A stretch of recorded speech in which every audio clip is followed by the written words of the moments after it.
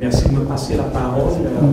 Je vais d'abord me présenter parce que je suis de formation militaire et chez nous, il est de bon ton que lorsqu'on prend la parole, qu'on se présente. Je suis Junior Zogo, réfugié politique, ancien commissaire de police. Je suis également un activiste politique dans le microcosme politique camerounais. Du coup, moi je prône un discours musclé. Donc, je tiens tout d'abord à saluer votre courage et votre discours. Merci beaucoup. Voilà, en arrivant ici, j'ai été invité par des amis qui me connaissent. Du coup, je salue honnêtement votre courage parce qu'il n'y en a pas beaucoup. Et vu ma formation, je sais à quel danger vous exposez. Voilà. Très rapidement, donc, je vais répondre en 2 mots à la dame et au monsieur. Le Cameroun, le Gabon, je vais le dire, il y a une vision qui est présentée au monde par ce qu'on appelle les médias stream, TF1, iTélé et autres. On vous occulte la réalité. Les dirigeants africains viennent, il a dit, que, par exemple, pour parler du Cameroun, puisqu'on est là pour le Gabon, monsieur Paul Biya est au pouvoir depuis 33 ans. Voilà.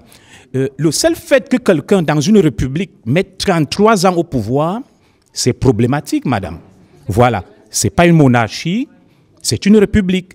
Mais lorsque M. Biya arrive ici, il est bien reçu, il tient un discours droit de l'hommiste, tout va bien au Cameroun, tout est correct, il n'y a aucun problème. Mais moi, je suis un commissaire de police, j'ai travaillé, je sais ce que M. Biya fait. Ils envoient des escadrons de la mort la nuit, des gens sont assassinés, tués, massacrés, mais en journée, ils présentent un visage angélique. Voilà. Donc, je tenais à vous le dire en 2 mots. Maintenant, quant au monsieur, je lui dirais ceci. Nous partageons la même cause, c'est la même lutte. J'estime que nos États sont en fait des républiques de non. Le combat que je mène, c'est un combat pour moi d'avant-garde, de déminage. Il ne faut pas avoir peur de le dire. Absolument pas du tout. Le Gabon, le Cameroun, ce n'est pas des républiques. Voilà. C'est des espèces de non-droits. Moi, j'appelle ça la démocratie cosmétique. Voilà, pour tromper les gens. Voilà. Donc, de grâce, ne nous parlez pas de parti politique. J'ai compris, ça gêne tout à l'heure là. Lorsqu'on me demande, Monsieur Junior Zogo, vous êtes de quel parti? Non. Vous faites un travail d'avant-garde qui est de rendre possible un état de droit. Voilà.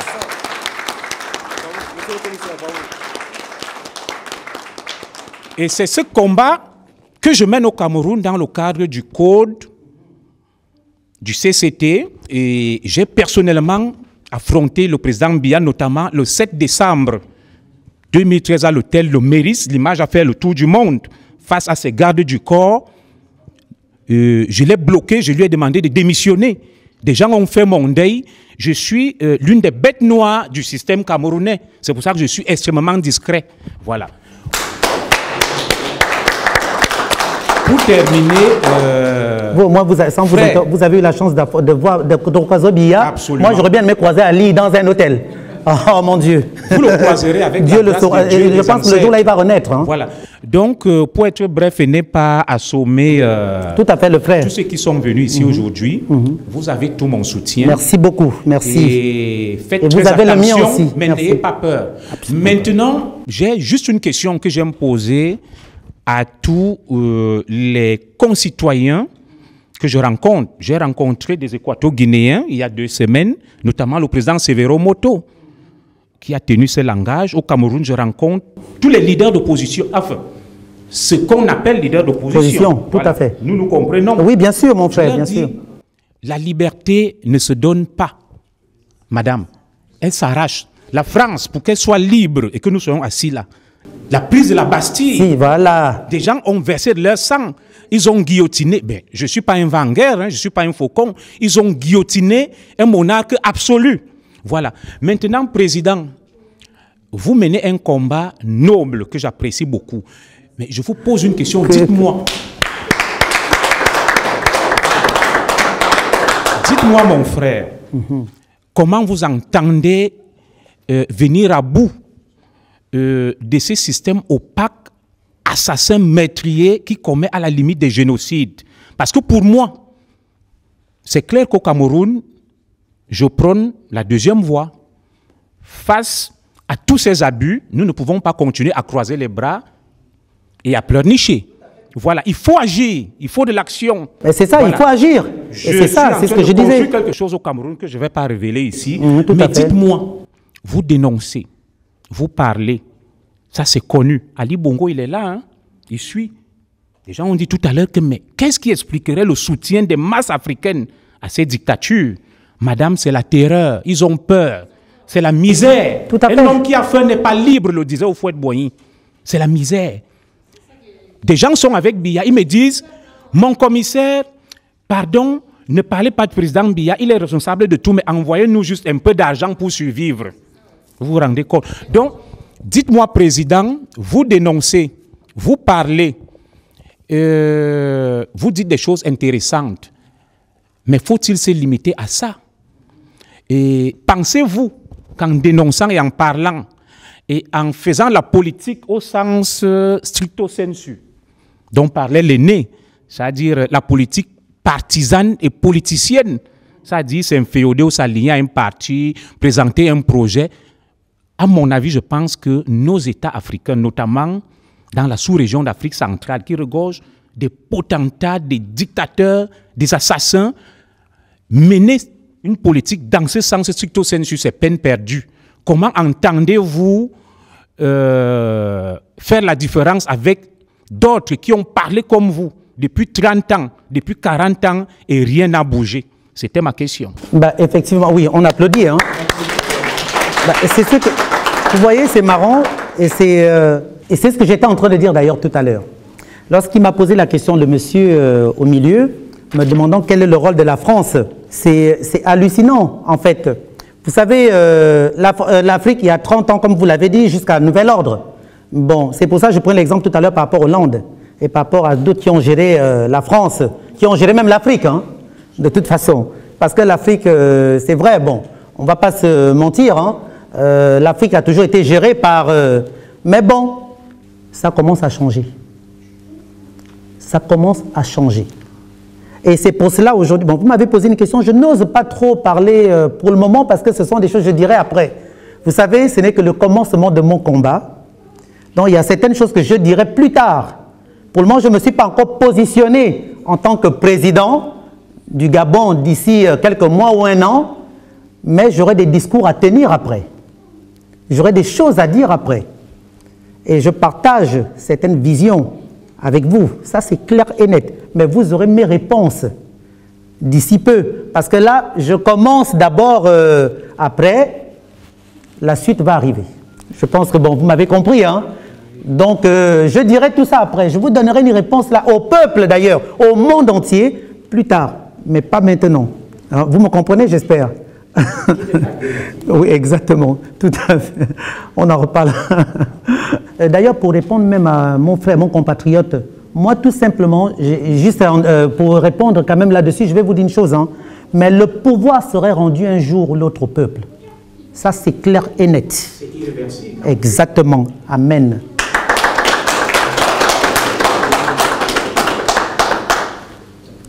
Voilà, on est ensemble. J'ai la double nationalité, moi, française et gabonaise, mais avant tout, je suis née gabonaise. D'accord. J'aime mon pays, je reste... Bon, j'ai la double nationalité. J'ai même voté le Parti Socialiste en tant que Française ici en France. Il faut continuer à le voter, hein. Ça c'est clair et net. Au début... Non, parce que si les autres prennent le pouvoir, c'est pour faire les mêmes choses que Sarkozy, c'est pas la peine. Oui, mais au début, je regardais vos vidéos, je me suis dit, mais ce gars, c'est une affaire personnelle.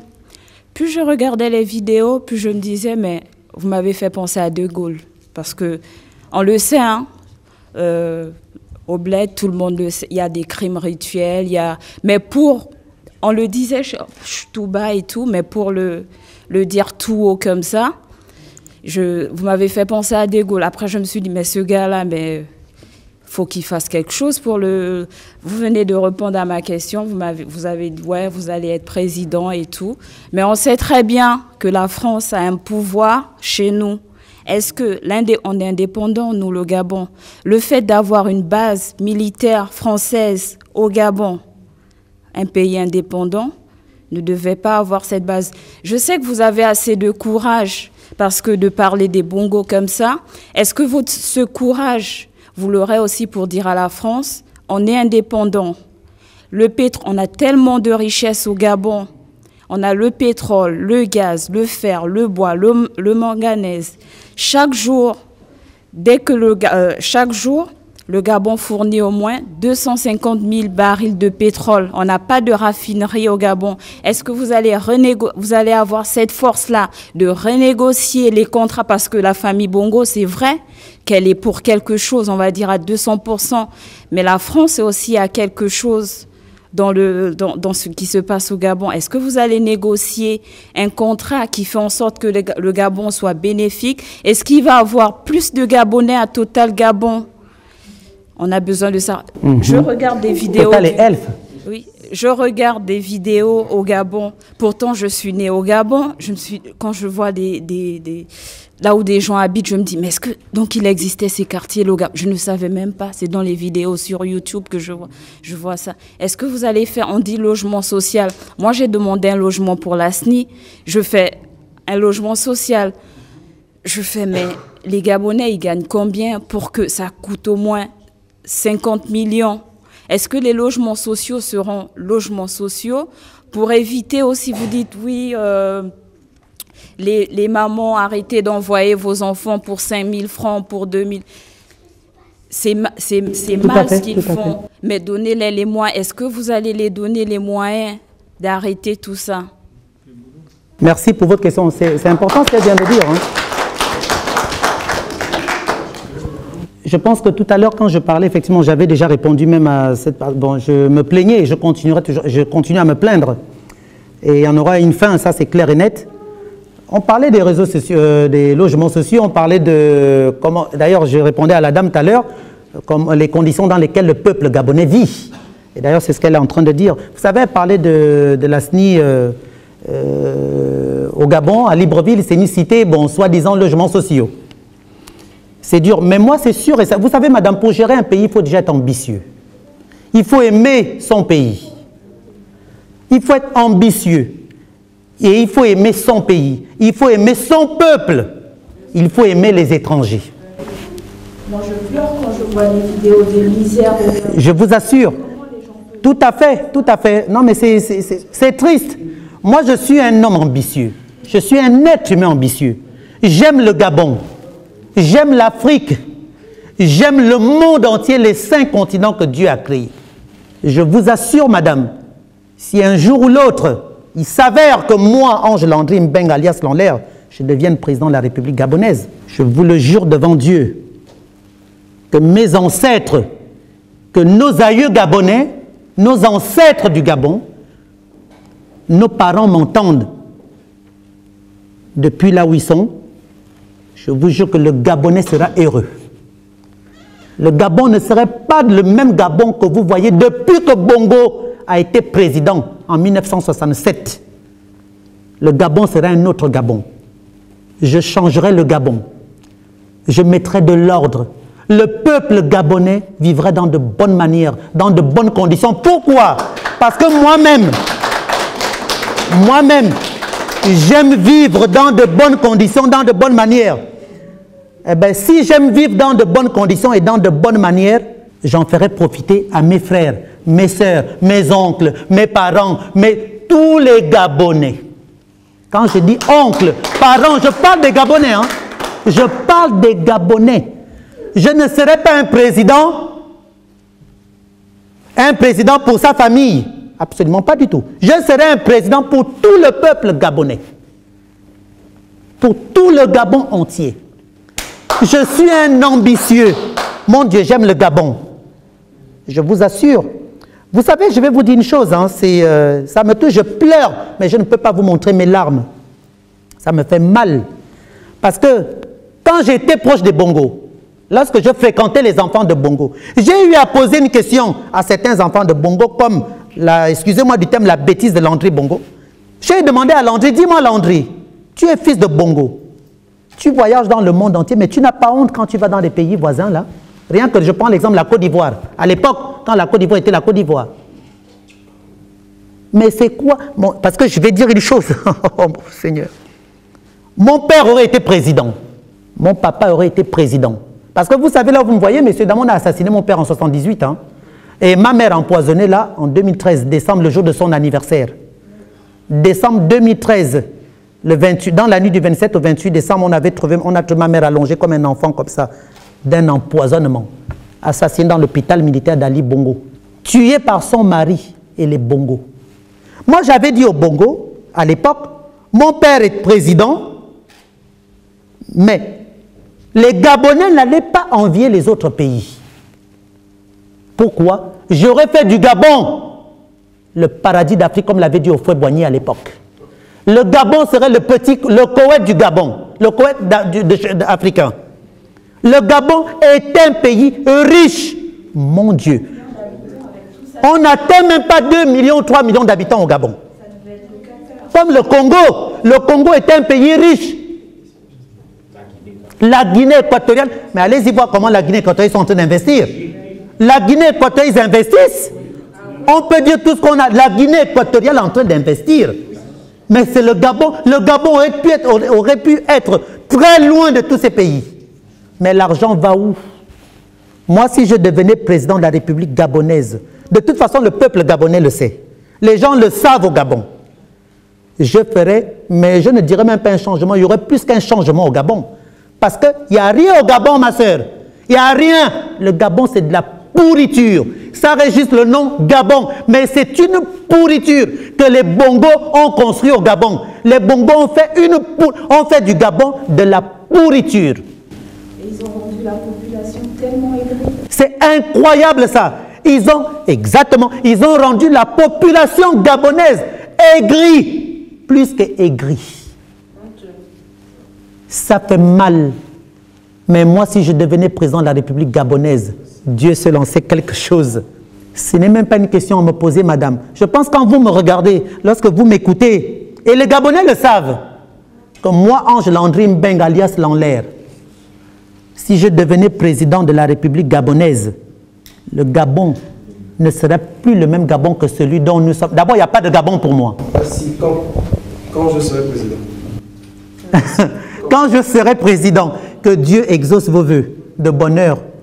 Amen. Mais je pense que j'ai répondu à votre question. Vous connaissez déjà ma réponse sans même me connaître. Hein. Je pense que vous ne me connaissez pas, mais lorsque vous m'écoutez, lorsque vous me regardez, madame, les Bongos ont tué le Gabon. Les Bongos ont tué le Gabon, madame. Est-ce que vous trouvez normal, mon Dieu, je le disais tout à l'heure, est-ce que vous trouvez normal qu'un pays comme le Gabon, vous prenez comme directeur de cabinet un étranger? Les Gabonais sont là. Je peux prendre un ami. Je peux le prendre. Non, je peux prendre un ami à moi. Je peux le nommer. Mais pas directeur de cabinet. Un directeur de cabinet doit être un Gabonais. Mais Ali Bongo satisfait d'abord ses amants, met le peuple gabonais à terre. Et c'est pour cela ce Mexan à Combessi qui a emmené le vaudou au Gabon, qui a emmené la sorcellerie au Gabon, qui a emmené le vol. Quoique bon, il y avait déjà le vol, mais lui s'est abusé. C'est pour ça qu'il se tape des airs. Est-ce que vous trouvez normal qu'ils ont tué André Baobam? Ils ont tué. Je vais vous donner la liste des noms de tous ceux qu'ils ont, tous ceux donc les Bongos ont tué au Gabon. Mais à Combessi continue à rouler, circuler dans les rues gabonais. Vous trouvez ça normal? Dans les rues du Gabon. Il continue à rouler sur les routes du Gabon. Pendant que André Baobam est au sous-sol. Pendant que M. Renjambe et tout ce monde sont au sous-sol. Pendant que ma mère est au sous-sol. En fait, ils ne sont pas au sous-sol. Leur corps, mais les âmes sont au paradis. Est-ce que c'est normal? Si j'avais été au Gabon, lorsqu'André Baobam est décédé, déjà ma mère, sans aller même, je vais mettre un peu André Baobam de côté. J'aurais été au Gabon quand on a tué ma mère. Ali ne sera plus président de la République gabonaise. J'aurais demandé à Ali de me tuer. Parce que je serais parti au Gabon, j'aurais pris l'avion, venir en France, aller dans d'autres pays, prendre les journalistes, les médias, prendre les églises dans des pays étrangers, prendre les avocats, blinder tout un appareil et aller au Gabon, dire à Ali, dégage. C'est ça aussi, parce qu'on savait très bien que le père est décédé. Enlever avait ce système satanique des sectes. Et on savait très bien, ils ne s'en cachent même pas. On savait que le père, il était dans des sectes aussi, mais on ne l'a jamais vu à la télé. Là, on voit Ali, le grand Oran du Gabon, machin. Mais madame, vous savez, c'est du pareil au même. Parce que qui a mis ce système en place? C'est le défunt Bongo. C'est le défunt Bongo. Lorsque Bongo a nommé Ali ministre de la Défense nationale, mais il savait pourquoi. Puisqu'il savait qu'il était déjà à sa fin. Et ce sont eux-mêmes qui l'ont tué, pour vous dire. Hein. Vous savez, c'est Ali lui-même, je l'ai dit, hein, c'est Ali qui a tué Bongo. Ils avaient d'abord tué Edith, la fille de Sassou Nguesso. Ce sont les Bongo, ça moi-même je le sais, puisque j'étais avec eux à l'époque. J'étais encore avec eux, j'étais ami à eux. Ce sont eux qui ont tué Edith Lucie parce qu'Edith les gênait.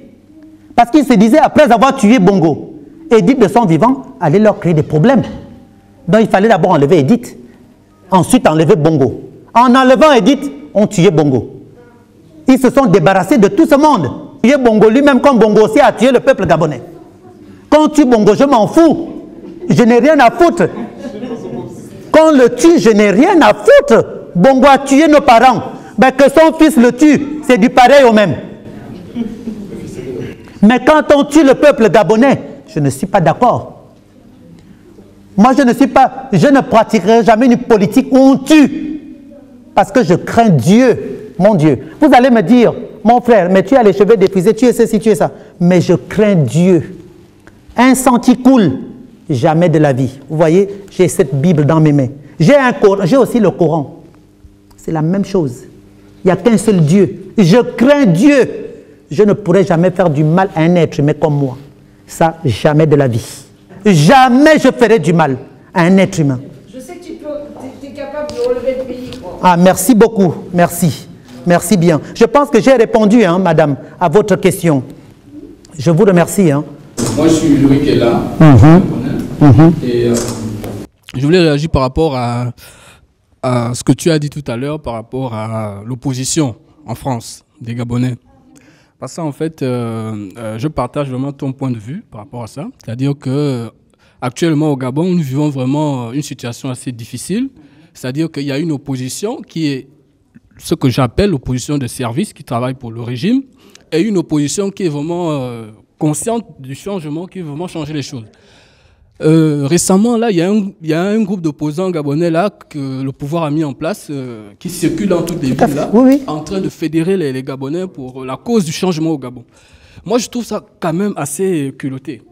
Parce que déjà, j'ai menacé ces gars en leur disant que, bon, vous avez quand même assez le courage. Regardez déjà comment le pays, dans l'état dans lequel le pays est, mais vous osez quand même venir dans les villes pour parler aux gens du changement. Mais qui a mis le pays dans cet état?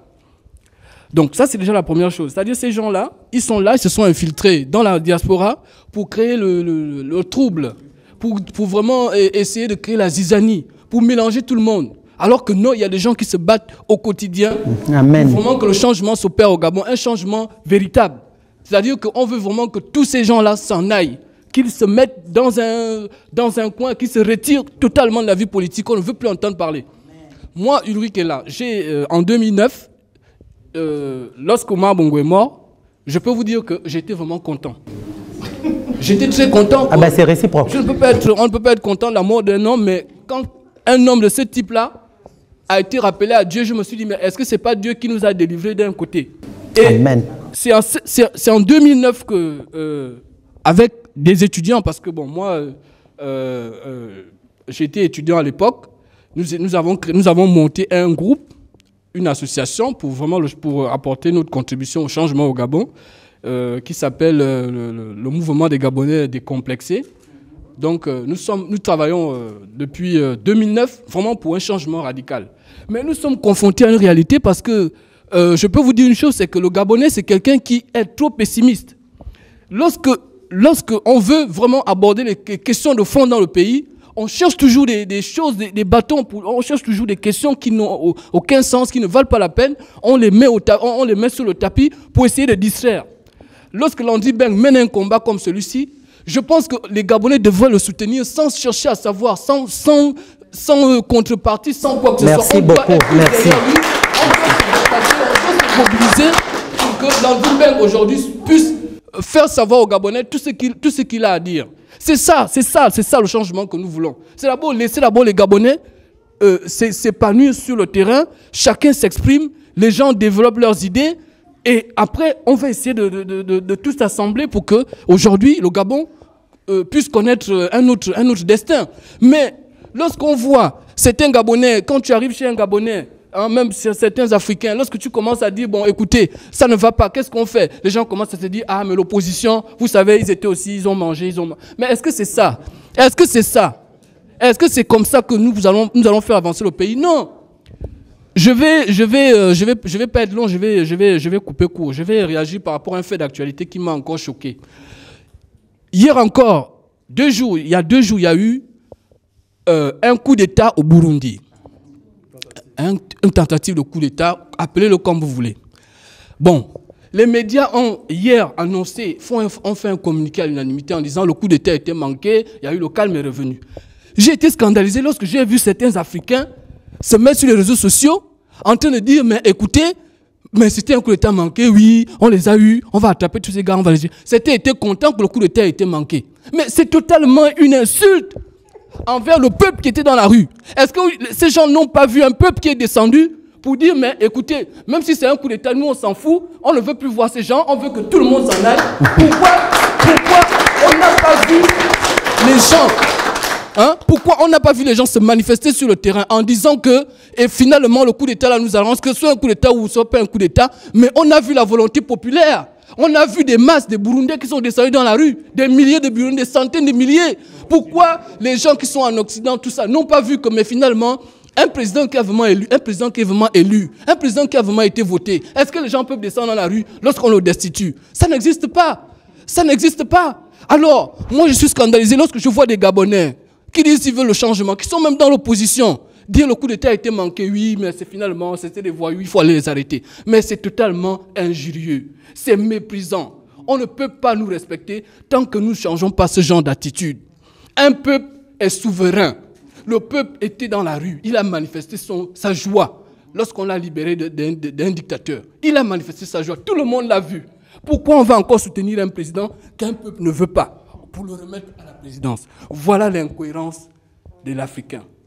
Nous devons arriver à une situation dans laquelle les gens doivent prendre conscience que l'Afrique, c'est d'abord nous-mêmes. C'est des positions cohérentes, des positions vraiment déterministes. Nous-mêmes, nous devons nous asseoir sur nos positions, nous devons rester fermes, intangibles. Et c'est comme ça que les choses vont commencer à changer petit à petit. Tout à fait. Bon, moi, on m'appelle le Gabonais décomplexé. Bravo. Je vais répondre, je vais répondre un peu à ce qu'il vient de dire. C'est pour cela, mon frère, le combat que je mène actuellement au Gabon, là, il a dit un truc important. Est-ce que vous savez, bon, c'est simple, c'est pour ça, là, vous avez vu tout à l'heure, là, ce même système, les bongos ont payé des gens. Vous savez, dans la rue, là, à l'angle de la rue de Berry, Champs-Élysées, il y a des gens qui ont empêché les Gabonais, la diaspora africaine, de venir assister à la conférence de presse. On leur a fait comprendre, oui, j'ai reçu des appels, on m'a dit, et puis il y a des messieurs dans la salle, oui, n'y allez pas là-bas, on leur raconte du n'importe quoi, juste la langue. Mais en plus, les gens payés, ils sont payés par qui? Ils sont payés par les bongos. Et c'est soi-disant, certaines personnes qui sont opposants. Vous avez dit un truc là. Est-ce que vous savez que le jour où j'avais attrapé à Combessi, au Phuket, il y a 3 semaines de cela, j'appelle la diaspora gabonaise, dire que j'ai vu à Combessi. Venez, j'étais avec un monsieur qui est dans la salle ici. À Combessi a été contacté par qui? Vous savez qui a appelé à Combessi? C'est pour ça que quand les Gabonais là vont derrière cette chose qu'on appelle Félix Bongo, je m'excuse même de dire cette chose parce que pour moi, j'appelle ça une chose. Pourquoi? Moi, je ne peux pas dire que je suis opposant, ou bien je fais ceci, je manipule les opposants, ceux qui veulent être opposants. C'est Félix qui a appelé les gens d'Akombessi pour leur dire comme quoi Landry est en train d'appeler du renfort Félix Bongo. Ça, moi, je le dis. C'est lui. Et les Gabonais sont avec lui, les soi-disant gens qui disent qu'ils sont opposants. Je vais bien croire à tous nos frères et sœurs qui disent qu'ils sont opposants. Mais si vous êtes opposant, vous ne pouvez pas être opposant et dire que vous vous alignez derrière quelqu'un qui porte le nom de Bongo. Je suis désolé. Hein. Ça, je suis désolé. Soyons opposants. Ceux qui sont opposants, heureusement encore, vous avez dit quelque chose. Vous savez, mon frère, si je regardais tout ce monde, hein, je n'allais pas avancer. Mais j'ai le peuple gabonais, comme vous autres. Le peuple gabonais au Gabon, partout dans le monde entier, me soutient. Vous savez, si vous allez sur mon Facebook, j'ai créé même une deuxième page. J'ai même une page publique. Je reçois même les mails. J'ai plus de 54 000 mails. Il n'y a plus de place, obligé d'enlever. Soutien à toi, soutien à vous, soutien. Devenez président de la République. On va vous soutenir. Les gens en ont marre de ce système. C'est-à-dire, moi, d'ailleurs, j'ai noté, c'est pour ça que je vais balayer cette vieille classe politique. Et il faut que je renouvelle le Gabon. Il faut du renouveau au Gabon. Tous ceux qui ont travaillé avec les Bongos là, qui ont été dans le PDG, qui ont volé, qui continuent. Moi, je ne veux plus ce même système. Il faut que les jeunes Gabonais, vous qui êtes ici à l'étranger, vous êtes partout dans le monde. Vous êtes des étudiants. Vous avez fait des études post-universitaires. Il y en a à qui on a coupé des bourses. Vous savez qu'au Gabon, tiens, je vais parler de quelque chose. À l'heure actuelle, il y a des étudiants gabonais et gabonaises qui n'ont plus de bourse et qui n'ont pas de bourse, qui sont obligés de travailler. Moi, je me rappelle à l'époque de nos parents, ils avaient de bonnes bourses dans les années 70 à l'étranger, en France, partout dans le monde. Aujourd'hui, les Gabonais n'ont plus de bourse. Les Gabonais n'ont pas de... Il y a des Gabonais, ils sont obligés de travailler dans les McDonald's, aller faire le ménage par-ci, par-là, pour pouvoir payer leurs études. Les Gabonais, chose qui n'a jamais existé au Gabon auparavant. Même si Bongo peut couper les bourses parce que ton père était opposant, mais Ali Bongo Ondimba a supprimé des bourses à certains Gabonais et Gabonaises. Pendant que Meksan Akombesi entretient sa bande de gens qui paient des études, pendant que l'argent du Gabon, les véhicules gabonais qu'on achète à l'administration gabonaise vont au Bénin pour faire le coup d'État au président béninois parce qu'il veut prendre le pouvoir au Bénin. Mais qu'il le fasse encore là-bas, c'est son problème. Mais quand je vois mon peuple qui souffre, est-ce que vous trouvez ça normal, vous les Gabonais, la diaspora africaine, ceux qui m'entendent, qu'au Gabon, les étudiants gabonais, il y en a même là, je pense dans la salle, qui n'ont pas de bourse. La bourse est coupée. C'est une honte pour le Gabon. Donc moi, je ne peux pas coopérer avec ce genre de personnes. Moi, je dis à Ali Bongo et toute sa bande, tout ce monde dehors. Et il faut que le Gabonais se lève. Il est temps. Parce qu'il est en train de leur miroiter. Vous savez que je vais apprendre quelque chose aux Gabonais aujourd'hui. Vous savez qu'au Gabon, à l'heure actuelle, Ali Bongo Ondimba est en train de s'organiser pour refaire pour la présidentielle de 2016. Est-ce que vous le savez? Et là, qu'est-ce qui se passe? Ces gens-là qui sont avec les Gabonais, là, ils s'en vont en Belgique, d'après ce que j'aurais appris. Mais ils attendent, vous savez quelle est leur politique à l'heure actuelle? Et ils font quoi au peuple gabonais qui sont opposants? Parce qu'aujourd'hui, ils se disent que si Ali ne quitte pas, ils vont s'allier à Ali. Ils vont s'allier avec Ali. Et pour avoir des postes ministériels. Moi, je suis au courant. Quand ils ont fait leur conférence la dernière fois, là, vous savez qui a sponsorisé leur conférence de presse? Ah! Ben, posez-vous des questions. Mais comment font ces gens-là? Comment ils vivent ici en France? Bon, une bonne question avec un point d'interrogation. Posez-vous des questions que toute la bande de Félix, là, ils vivent de quoi? Posez-vous la question. Moi, c'est simple. Hein? Vous êtes Gabonais, vous êtes Africain. Ces gens-là vivent de quoi? Tu dis que tu ne peux plus aller au Gabon. Tu es interdit de séjour au Gabon. Mais tu vis de quoi? Félix vit de quoi? Félix Bongo vit de quoi? Posez-vous des questions. Ils ne travaillent pas. Les autres ne travaillent pas. Mais ils vivent de quoi? Voilà. Posez-vous une vraie question. Moi, je connais la réponse. Hein? Mais je laisse le peuple gabonais deviner la réponse. Ils vivent de quoi? Oh, il faut arrêter. Arrêtez, il faut qu'on arrête, que les Gabonais se réveillent. On nous a tellement baratinés depuis 1967 jusqu'à nouvel ordre. À quel moment vous allez vous réveiller, peuple gabonais? À quel moment vous allez vous réveiller vous-même de dire que arrêtons, il y en a marre, qu'on cesse de nous manipuler comme des moutons? Moi, je ne suis pas un mouton. Aucun membre des Bongo peut me manipuler. Un être humain ne peut pas me manipuler. Je suis pour la libération, je suis pour sauver le Gabon et le continent africain. Je suis pour sauver le monde. Celui qui veut sauver le monde, je vais m'allier derrière cette personne-là. Mais celui qui est pour détruire, je ne serai pas ami à lui. comme les Bongos détruisent le Gabon, comme bien d'autres, eh bien, je ne peux pas être avec eux. Moi, je vais vous parler de quelque chose. Excusez-moi si quelqu'un veut me poser une question. Oui, allez-y, s'il vous plaît. Il ne faut pas être sévère avec le peuple gabonais. Bien sûr, tout à fait. Je vais vous dire pourquoi. En 1990, qui a fait vaciller le régime? Ce sont les Gabonais qui sont descendus dans la rue. Les Gabonais se sont investis. Ils ont vendu des maisons. Des gens sont morts en 93 pour un monsieur que je ne vais même pas citer ici. Au final, ce monsieur a fini à genoux le 17 août devant le président Bongo. Un père de famille qui est à genoux, qui se met à genoux. Ensuite, 2009, moi je parle même de ma propre expérience. Moi je vais poser une question à tous les Gabonais qui sont dans la salle. C'est bien beau, moi je dis honnêtement. Tout à fait. On ne peut pas changer son ennemi. Si quelqu'un te déteste, tu n'y peux rien. Mais par contre, il faut éviter d'aller donner ta tête à couper. C'est pour ça qu'il faut qu'on arrête pour les PDG. Ils sont comme ils sont. Ils sont égaux à eux-mêmes. Vous voulez qui, quoi? Pourquoi ils vont changer? Mais vous qui voulez changer le Gabon, prenez le cas de l'élection de 2009. En 2009, on a une élection présidentielle. Le candidat du PDG dit qu'il a gagné, mais c'est normal, c'est lui qui a tous les moyens de l'État. Mais en face, vous avez un Pierre Mamboundou qui dit qu'il a gagné, opposant historique, un André Baobam qui dit qu'il a gagné. Si on enlève Ali, il y a Mamboundou et Baobam qui se disputent. Finalement, qui a gagné? Jusqu'aujourd'hui, moi, je ne sais toujours pas qui a gagné l'élection de 2009. Alors que ces messieurs disposaient des procès-verbaux. Il y a 2800 bureaux de vote au Gabon. Libreville a 600 000 habitants. Donc rien que les résultats de Libreville peuvent permettre d'invalider ou de valider une élection. Prenez le cas d'Al Gore. Al Gore a dit ceci quand il n'a pas été président de la République. L'objectif, ce n'est pas d'être président. C'est d'être fidèle à sa logique.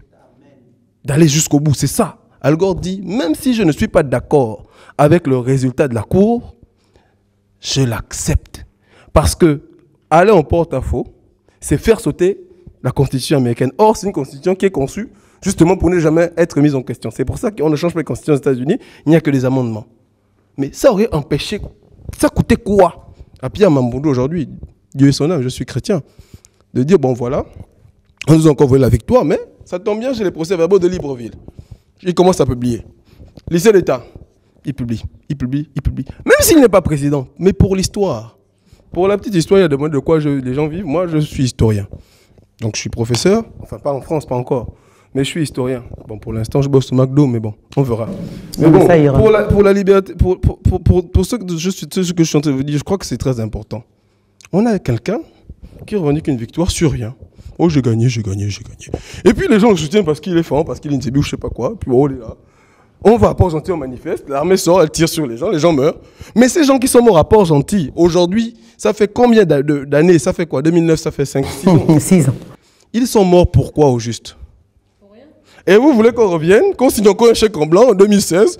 On ne sait toujours pas. Non, il ne faut pas en vouloir au peuple. Moi, aujourd'hui, je suis étudiant boursier. Je suis un enfant de la République. J'ai perdu mon père très jeune, mais bon, ça c'est une autre histoire. Hein.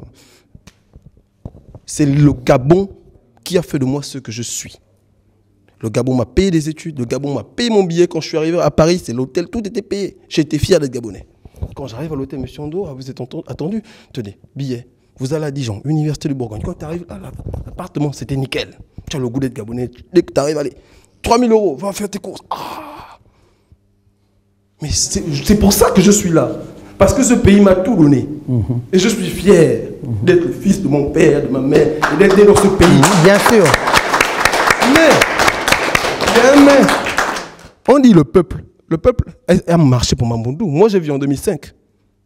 J'ai vu la Voie Express, pour ceux qui connaissent. Bien sûr. Rouge de monde. Mamboundou n'avait pas d'argent. Les gens finançaient ce monsieur. Les gens sont allés en prison pour lui. Les gens sont morts pour ce monsieur. Aujourd'hui, monsieur Renami perd son âme. Il est mort bizarrement. Mon ami, un ami, même si, bon, après, il a été enlevé. Christian Comino, pour ne pas le citer, qui était son garde du corps, ancien champion des États-Unis de taekwondo. Gratuitement pour ce monsieur.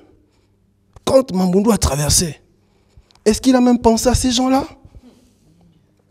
Et vous voulez que moi, aujourd'hui, parce que tel a parlé, moi je peux venir comme ça, on va me couper la bourse, on va kidnapper mes enfants, on va menacer ma famille, tout le monde sera sans dessus-dessous, et lui, il sera en train de mener la belle vie avec ses gamins en bolo. Pendant que le peuple affronte l'armée, ta fille fait des courses en bolo. Mais il faut arrêter. Vous allez en boîte ensemble, vous achetez les Jack Daniel, vous faites les machins. Et moi, je veux venir. Non, mais non. Le peuple s'est toujours dressé.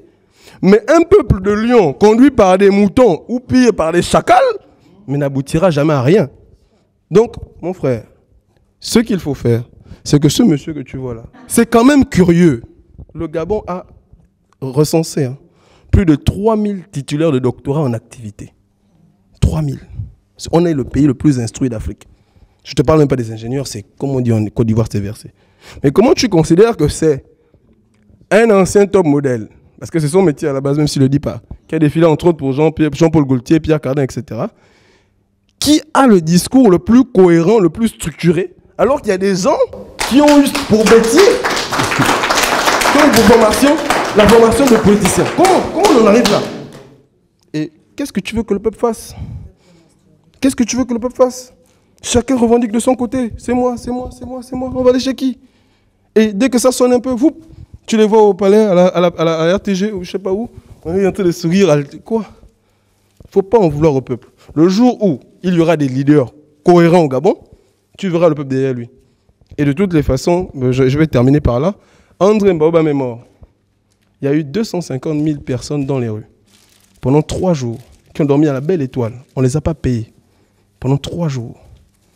Libreville a 600 000 habitants. Ça veut dire qu'un habitant sur 3 de Libreville était au décès de Mbaobam. Ça veut dire que dans chaque famille, il y avait au moins une personne qui manquait à la maison, qui était chez Amo.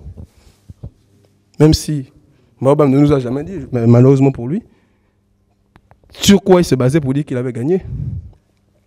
Bon, vous voyez, excusez-moi, j'ai été un peu long, mais parfois il faut que ça sorte. Ça fait du bien. Merci. Juste une chose, André Mbaobam avait gagné les élections présidentielles au Gabon en 2009. Oui, c'est ça le truc. Mais c'est normal parce qu'ils étaient venus pour bombarder. Qu'est-ce qui l'empêchait, lui? Mais c'est normal. Mais toi, essaie de te mettre... Tu as dit un mot tout à l'heure, pourtant tu as bien parlé en disant que bon... tu parlais de... Qui gouverne le Gabon? De toute façon, qui était ministre de la Défense nationale? C'est Ali Bongo. Tu penses qu'un comme Ali... Toi, tu vas venir faire un combat face à celui qui a des armes?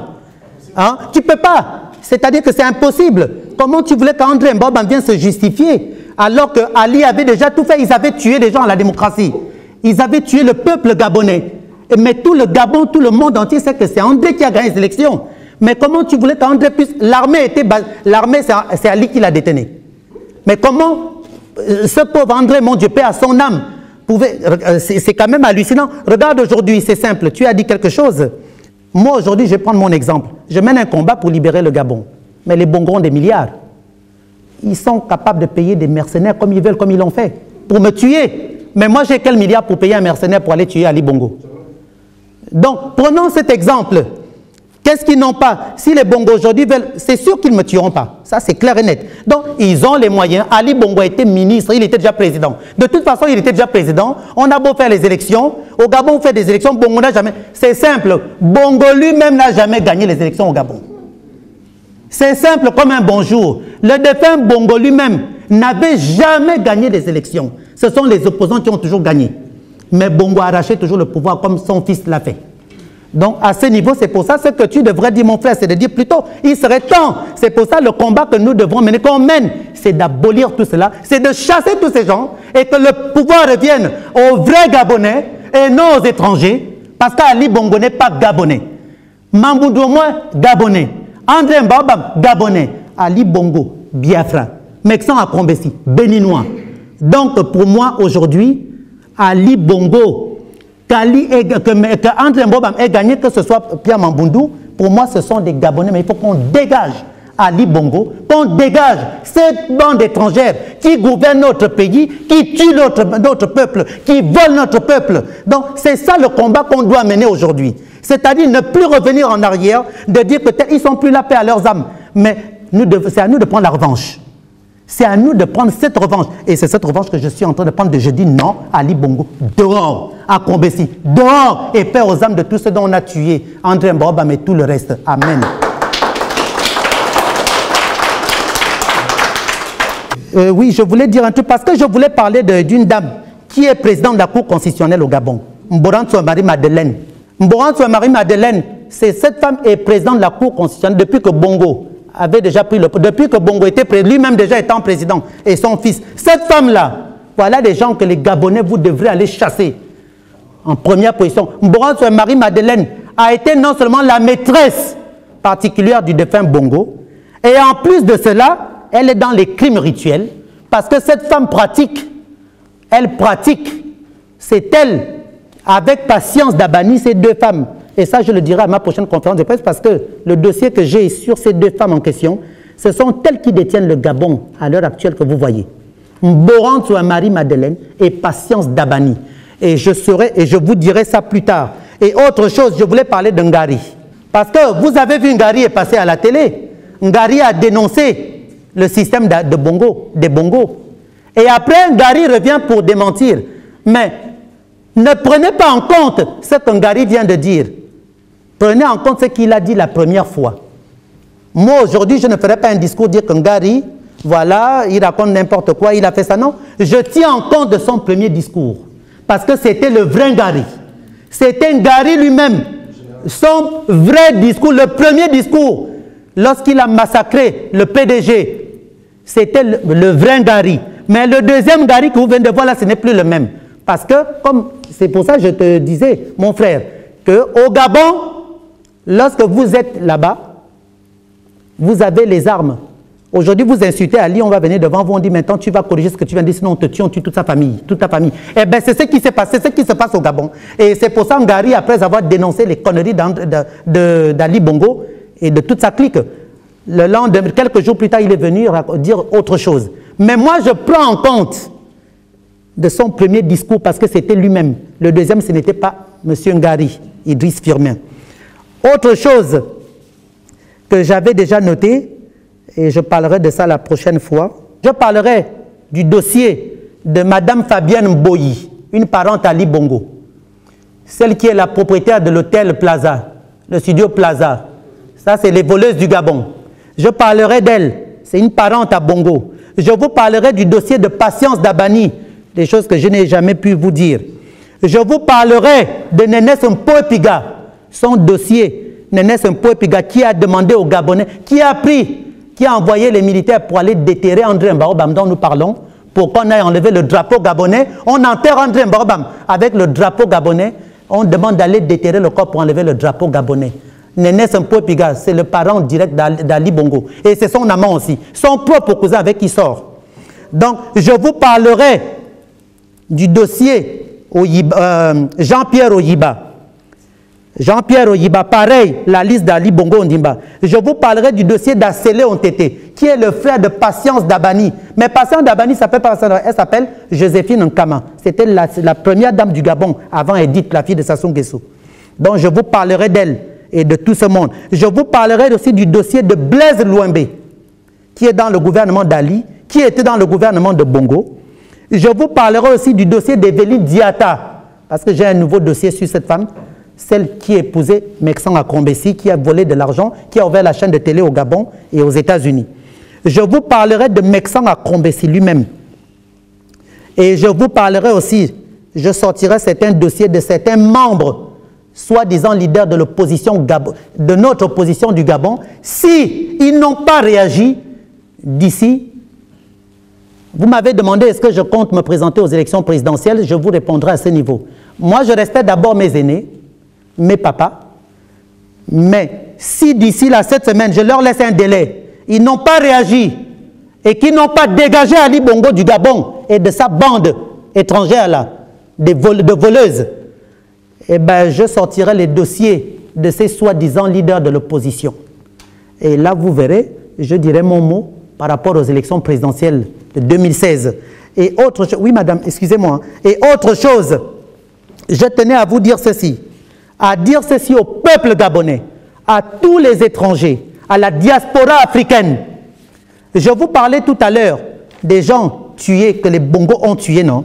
Donc la liste, je vais vous la sortir. Écoutez bien, c'est triste, hein? Ça fait mal.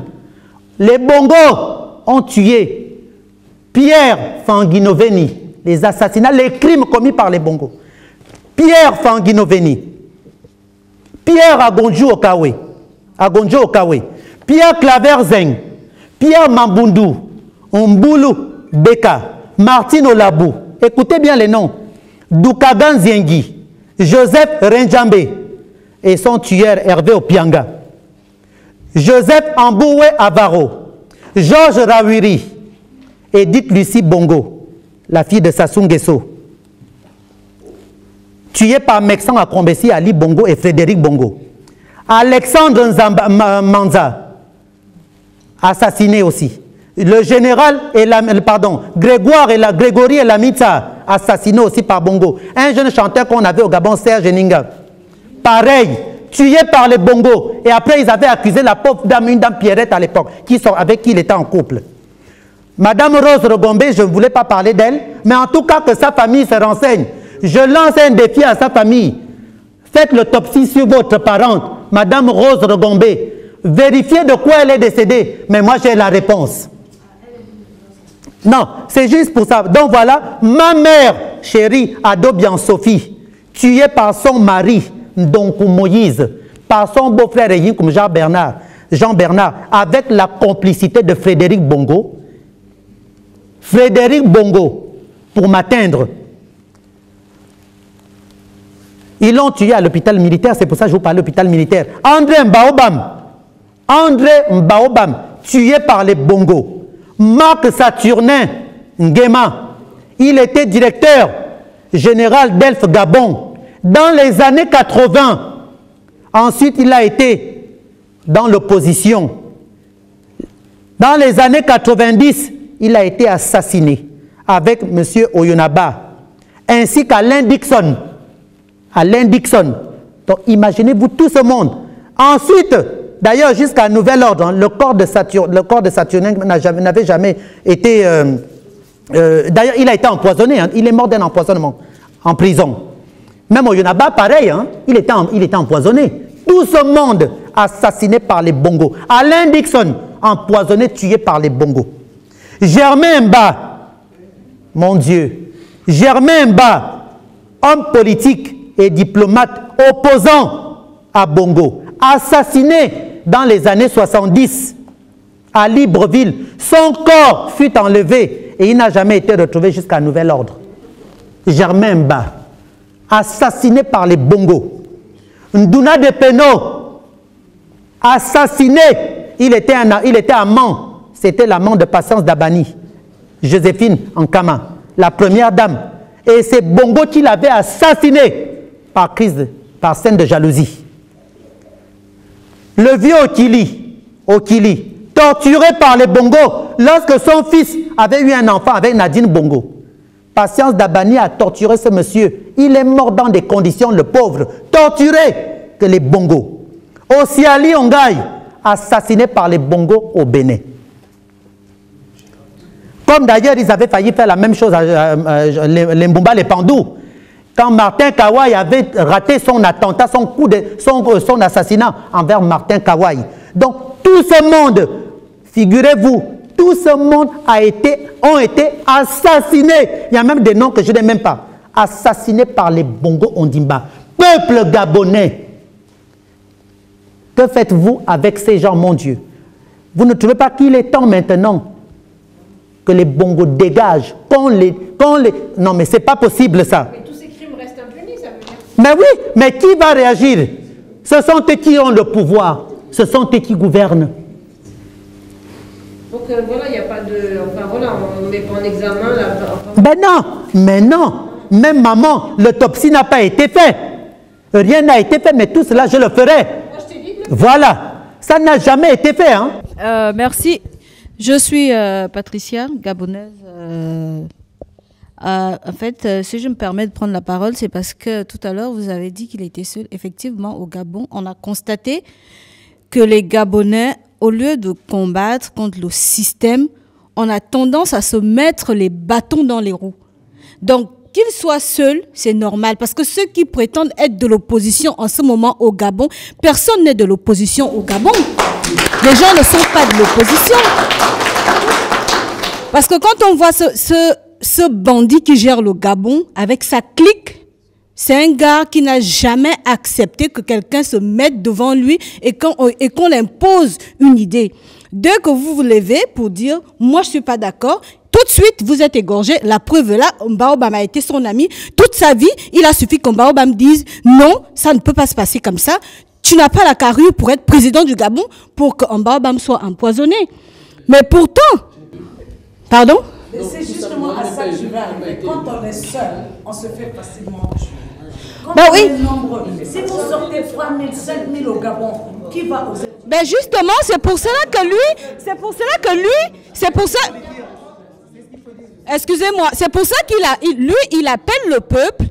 Il est obligé de faire l'appel vers le peuple parce que les soi-disant amis de l'opposition, il n'y a pas l'opposition au Gabon. On ne peut que compter sur le peuple. On a vu avec Mbobam, lorsque le corps de Mbobam est arrivé au Gabon, ces gardes de l'opposition, où est-ce qu'ils étaient? Ils n'étaient pas là. Exactement. C'est le peuple qui s'est levé. C'est pour ça que nous, on est là. Effectivement, elle pose une bonne question. Elle dit il faut un leader. Mais en fait, vous êtes arrivé. Ce passage, je l'avais déjà évoqué, mais vous êtes arrivé après en fait, hein. Mais on avait déjà commencé la conférence, c'est vrai, elle a raison de dire il faut un leader. Il n'y a pas de leader. Il n'y a pas de... Je vais la rejoindre à cette... Il n'y a pas de leader, ma soeur. Mais je suis d'accord, mais moi je ne suis pas d'accord quand elle dit vous n'avez pas le droit de faire tout à fait, oui, voilà. Moi je soutiens cette solitude parce que... Tout à fait. Depuis un temps, non, oui. Elle, je crois, c'est une façon peut-être de parler. En même temps, c'est vrai qu'il est seul au Gabon. Lorsqu'on mène un combat politique, on est seul. On est seul, on n'est pas sûr de toutes les personnes qui sont autour de nous. Parce que, pour la petite histoire, j'ai essayé d'assister à certains débats politiques ici, en France. Quand on dit, ouais, il faut qu'on fasse sortir Ali par la petite porte ou par la grande porte, il faut qu'on pose des actions et tout. D'accord. On a eu tout dernièrement l'exemple de Mbobam qui est décédé. Au Gabon, on a commencé à brûler les trucs. Qu'est-ce que la diaspora a fait? Après avoir fait un très bon discours la veille, il faut qu'Ali s'en aille. Mais oui, le Gabon est en train de brûler. Ceux qui sont inquiétés sont dehors. Nous qui ne sommes pas inquiétés, qu'est-ce qu'on a fait pour venir en soutien aux Gabonais qui étaient menacés? Personne n'a rien fait. Mais pourtant, la veille, on était à une réunion où j'ai entendu toutes les théories possibles, parce que c'est ça le Gabonais aussi. Le Gabonais, je ne sais pas, le grand défaut du Gabonais, c'est d'avoir été à l'école longtemps. On n'est pas pragmatique au Gabon, on est théorique, on reste théorique, et c'est ça le grand mal de l'Afrique. L'Afrique, on se lève un matin, oui, on vient faire des grands discours, ok, Ali est là en face, qu'est-ce qu'on peut faire? Ali est là en face, qu'est-ce qu'on fait? Non! Agissons, arrêtons, et moi je me dis, depuis qu'il y a la soi-disant démocratie au Gabon, il n'y a pas de démocratie pour moi, je me dis, il n'y a pas de démocratie au Gabon. C'est la première fois que quelqu'un prend son micro et qu'il dénonce les bongos. Moi, c'est mon frère. Je sais comment il a été avec les bongos. Mais s'il se lève aujourd'hui... Écoutez bien ce qu'elle dit en plus, c'est vrai. Hein. Écoutez ce qu'elle va dire. S'il se lève aujourd'hui pour dénoncer les bongos, c'est parce qu'il sait ce qu'il raconte. Mais ces gars, les Mimboto qui nous disent aujourd'hui qu'ils sont de l'opposition, les Mimboto a fricoté avec le système Bongo, c'est la même famille. Mais ils sont nombreux. Qu'est-ce que ces gars-là nous disent concrètement? Qu'est-ce qu'ils nous disent? Parce que c'est ça aussi. Il faut qu'on nous réveille à un moment donné. Il faut qu'on nous réveille, il faut qu'on nous dise. Bravo.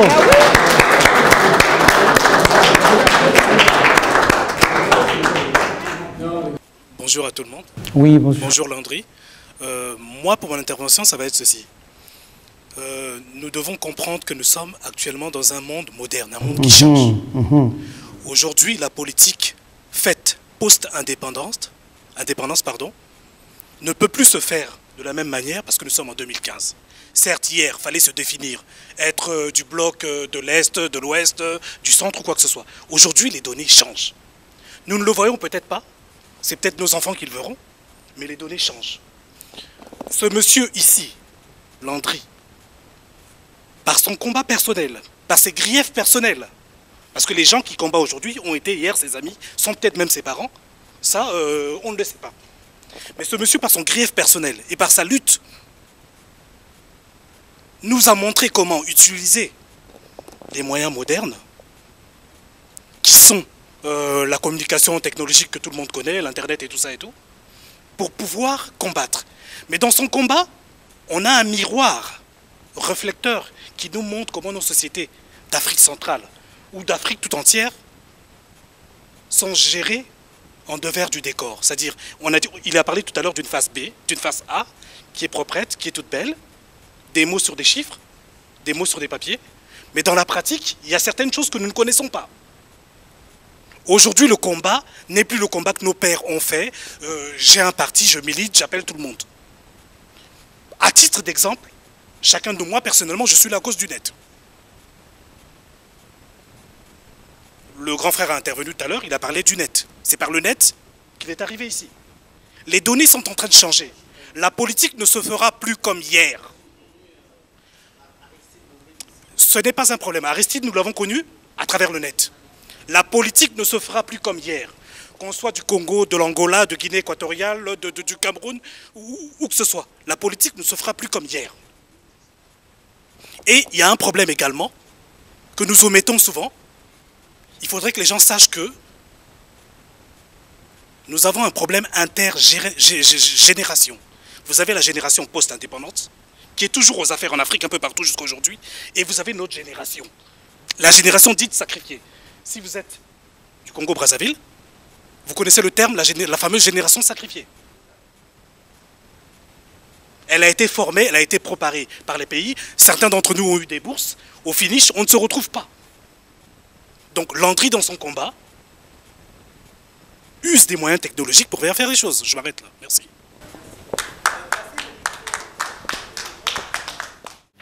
En fait, je vais saluer tout le monde. Moi, je m'appelle Déré. Et je voulais juste déjà vous passer les salutations parce que je fais partie d'un mouvement qui s'appelle la Jossi Gang, qui a été monté par Johnny Pacheco suite à la crise post-électorale en Côte d'Ivoire. Moi-même, je suis camerounais. Et je voulais juste dire que, en fait, le Gabon, je connais très très bien l'histoire. Je ne suis pas historien comme le frère, mais je connais très très bien l'histoire du Gabon. Et je voulais juste dire que la Jossi Gang, qui est suivie par tous les Ivoiriens aujourd'hui, quand je dis tous les Ivoiriens, c'est tous les Ivoiriens qui désirent la libération du président Koudou Laurent Gbagbo, soutiennent par la voix de Johnny Pacheco, de tous les patriotes, le Gabon, et soutiennent la cause du frère Lanlaire, qui est justement l'enlèvement du président Ali Bongo au pouvoir. Moi, je voulais juste dire une chose. Je voulais juste dire que par les vidéos que nous faisons au sein de la Jossi Gang, on a commencé à faire des vidéos qui ont été beaucoup vues par les Gabonais, notamment celle de Johnny Pacheco. J'en ai fait aussi. On va continuer à exercer notre soutien envers ce peuple gabonais. Et je voulais juste dire une chose, c'est que même si on sait que l'opposition a été gangrénée par la famille Bongo, on sait que, au-delà de savoir qui va remplacer le président Ali Bongo, la première des priorités, c'est d'enlever le nom Bongo de l'histoire du Gabon. Amen. Parce qu'il y a beaucoup de pays qui ont connu plusieurs présidents, certains bons, certains mauvais, mais il n'est pas normal qu'un pays soit associé à un nom, car un pays appartient à un peuple et pas à une famille. Donc le Gabon a la triste particularité de ne jamais avoir connu d'alternance. Parce que vous savez très bien que quand Léon Mba a pris le pouvoir, il a été donné, pas acquis, donné à Omar Bongo et ensuite donné à Ali Bongo. Donc il faut que le peuple gabonais sache une chose. Il n'a rien à attendre d'Ali Bongo. Pourquoi? Parce que Ali Bongo, c'est une personne à qui la France a donné le pouvoir et donc il n'a jamais eu à combattre pour obtenir quelque chose. Or, par définition, quelqu'un qui n'a jamais combattu pour obtenir quelque chose à la régulière ne peut pas pousser un pays vers le haut. Parce que pousser un pays vers le haut, c'est être exercé au combat et c'est justement un combattant, comme Lanlaire, plus d'autres qui peuvent savoir ce qu'est le combat pour tirer un pays vers le haut. Mais Ali Bongo, je vais vous dire quelque chose, parce que je ne veux pas être long. On a parlé beaucoup de la Bible et des Écritures. Vous connaissez, ceux qui connaissent la Bible, connaissent l'histoire de Moïse. Moïse, c'est quelqu'un qui était adopté par la fille de Pharaon, qui était pas égyptien, mais qui était hébreu. Ali Bongo aussi a été adopté, entre guillemets, par la famille Bongo. Mais la différence entre Ali Bongo et Moïse, c'est que Moïse a laissé la vie dorée pour défendre son peuple. Alors que Ali Bongo, lui, a été adopté par la famille royale et la famille présidentielle. Mais sauf que lui, il a renié son peuple parce qu'il a porté un faux certificat de naissance qui nie ses origines. Et lui, là où Moïse a laissé la vie dorée pour suivre la voie de Dieu et donc représenter son peuple, Ali, lui, Il a laissé ses origines pour s'accaparer du pouvoir et détruire le pays d'adoption qu'il a accueilli, à savoir le Gabon.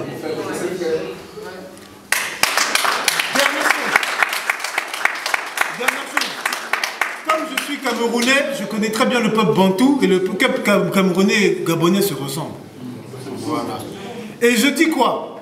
Je dis que les longues études que la sœur a dit là, les longues études qu'on a faites, parfois nous portent préjudice. Parce que des peuples qui ont peut-être moins étudié, suivez mon regard vers le Burkina, alors qu'il y a de très grands intellectuels au Burkina Faso, mais des peuples de l'Afrique de l'Ouest qui sont plus dans le concret, nous ont montré que tout un peuple, quand le peuple se réunit, il n'y a aucun pouvoir qui peut rien. La preuve, pourquoi alors que cette salle ne contient pas 1000 personnes, pourquoi les bongos vont au coin de la rue pour éviter que les gens viennent? Parce que le plus grand ennemi d'un pouvoir, c'est le rassemblement. Amen. Aussi petite que soit cette salle, les bongos ne veulent pas que les gens se rassemblent. Parce que quand les gens se rassemblent, c'est le début de la fin du pouvoir. Amen. Et je voulais juste répondre à la sœur aussi tout à l'heure en disant quoi? En disant que aujourd'hui, il y a des gens qui ne se connaissent pas, qui vont faire connaissance. Moi, j'ai fait connaissance avec mon frère du Cameroun, le frère Junior. Mais vous savez quoi? À chacun de jouer sa partition. Dieu n'a pas fait la terre en un jour. Si, et je le pense, Ali va dégager, Dieu va préparer son départ. Et le fait de préparer son départ, on l'a vu avec les révolutions arabes, des fois ça commence sur le net. Il y a une personne qui a commencé à parler sur le net. Et peut-être que cette personne lui a dit, mais qui est derrière toi? Et on a vu que l'histoire a fait que finalement c'est tout le peuple qui s'est réuni et qui a été derrière cette personne ou ces personnes qui ont précipité la chute de ces pouvoirs-là. Aujourd'hui, je pense que la question n'est pas de dire à Lanlaire qui est derrière toi, et de dire à Lanlaire qui veut être seul, puisqu'il appelle le peuple. Le fait d'appeler le peuple, le fait de tambouriner sur les réseaux sociaux, ça prouve qu'il veut pas être seul. Il commence seul, mais qui vous dit que derrière ce monsieur-là, Dieu ne va pas réunir des multitudes et des multitudes et des multitudes. Et c'est ces multitudes-là qui feront qu'un jour, les portes du palais seront enfoncées par le pouvoir, par le peuple, comme ça a été le cas au Burkina. Ce sera plus long au Gabon, parce qu'au Gabon et au Cameroun, on n'a pas la culture comme les Ivoiriens ont eu en 2004, quand ils se sont mis entre le palais de Laurent Gbagbo et les chars français. C'est le peuple qui a fait reculer la France. Mais on n'a pas cette culture-là parce que ce n'est pas les mêmes peuples, mais ce n'est pas grave. C'est plus long, mais comme Dieu sait qu'on n'a pas cette culture-là, il prépare le terrain pour qu'on ait assez de courage, assez de force, qu'on soit assez nombreux pour pouvoir faire ce que les Burkinabés ont fait ou pouvoir faire à un moment donné ce que les Ivoiriens ont fait. Donc c'est pour ça que j'encourage beaucoup ce monsieur, non pas parce que c'est une affaire de personne, mais c'est une affaire d'urgence. Comme il faut que le nom des Bongos soit enlevé de l'histoire du Gabon, il a fallu aussi que le nom des Compaoré soit enlevé de l'histoire du Burkina. Et les Burkinabés ne se sont pas posé la question de savoir qui va remplacer Compaoré, parce qu'il y avait une urgence. Et on l'a vu qu'ils ont parié d'abord à cette urgence, parce qu'à partir du moment où les Bongos ne seront plus là, même si, imaginons, que ce soit un opposant qui n'avait pas les mains complètement propres, mais on pourra, à partir de cet opposant-là, construire quelque chose de nouveau. De la même manière que Jean-Pierre Fabre. Beaucoup de Togolais n'aiment pas Jean-Pierre Fabre au Togo. Mais en enlevant le nom des Gnassingbé et Yadema, on prépare le terrain pour un futur démocratique. Parce que c'est à partir du moment où ces gens-là auront pris le pouvoir qu'on pourra faire des réformes. Même si aujourd'hui un opposant prend la place de Ali Bongo, il sera obligé de faire des réformes, il sera obligé de composer et il sera obligé de sentir ce vent de changement-là. Donc aujourd'hui, Jésus-Christ ne va pas se présenter en face d'Ali Bongo à la présidence du Gabon, non. Donc n'attendez pas le candidat idéal pour pouvoir pousser, pour pouvoir soutenir. Mais Dieu, vous l'avez vu avec David, il a dit tout à l'heure, il est tout seul, il n'a pas les millions de Bongos. Mais regardez dans l'histoire, David contre Goliath. David, c'est qui a été roi d'Israël? David à la base, c'est qui? C'est un berger. C'est un berger. Les gens qui le voient comme ça, avec comment son apparence. Mais regardez David. Est-ce que Dieu prend les hommes que tout le monde regarde pour les mettre en haut? Jamais. C'est jamais comme ça que ça se passe. Dieu prend les choses viles du monde pour en faire sa gloire. Ce gars-là que les bongos ont regardé de haut, personne ne sait ce que Dieu va faire au travers de lui. Et c'est pas parce que c'est lui, parce que lui c'est un canal. Mais de toute manière, dites-vous une chose, c'est que Dieu prépare la chute des bongos et cette chute-là arrivera de personnes humbles, de personnes que personne ne regardait, de personnes qui au début ne réunissaient pas, de personnes qui n'avaient pas d'argent. Mais si Dieu, et je le pense, aime les Gabonais, forcément il faut s'allier avec les gens qui sont déterminés. Parce que je vais vous dire quelque chose, hein, les Gabonais n'ont pas mérité d'avoir aucune alternance depuis l'indépendance. Ils n'ont pas mérité. Pas plus que les Camerounais ne l'ont mérité. Donc je vous dis, l'urgence, c'est que ça change. Et tout ce qui est favorable au changement, c'est ça qu'il faut soutenir. Donc moi, par ma voix, par la voix de la Josie Gang, par la voix de tous les panafricanistes, nous soutenons. Et si jamais il arrivait au pouvoir ou un autre, c'est l'histoire et c'est le pays qui a ses yeux sur cette personne-là et il sera redevable, comptable devant le peuple. Mais en attendant, par on peut presser et le plus pressé, c'est que la famille Bongo dégage. Amen. Merci mon frère et mon frère qui fait partie de... En fait, président. Merci. Avant tout, vous avez connu le groupe Poetic Lover. Il fait partie du groupe Poetic Lover. Voilà. Donc, comme on dit...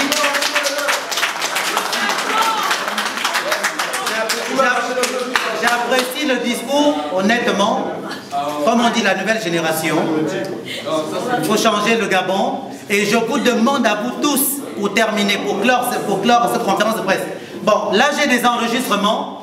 Parce que vous avez appris, d'ailleurs en parlant, il y a un Gabonais qui a eu à sortir comme moi.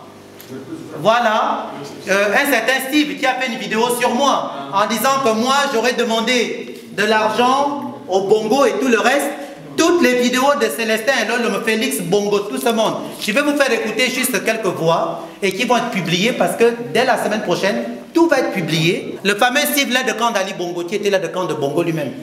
Que Célestin et Lolo, qu'ils étaient venus voir pour payer Célestin, pour pouvoir le convaincre et tout le reste. Et donc quand je les avais attrapés, bon donc le truc là, les enregistrements, vous allez les avoir. Moi j'aime parler avec preuve et tout le reste. Vas-y, mais on marche. Je veux te passer, hein. Ça c'est Célestin et Lolo. Il ne savait pas que je l'avais enregistré. Et Félix Bongo, j'ai des enregistrements aussi là-dedans. Je vais mettre ici Félix. Je suis avec ça c'est Célestin qui parle avec l'aide de camp d'Ali Bongo. Félix, il s'appelle Steve, l'aide de camp.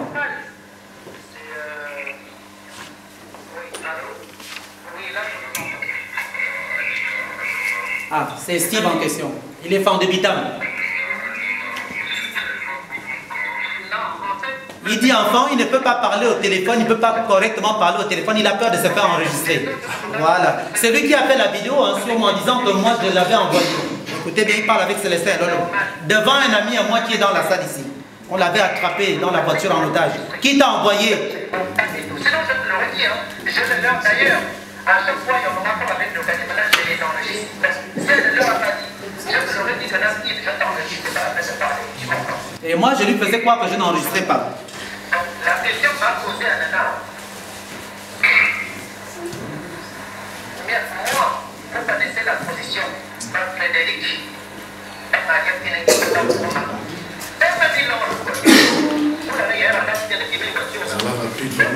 Oui, parce qu'en fait, bon, c'est pour...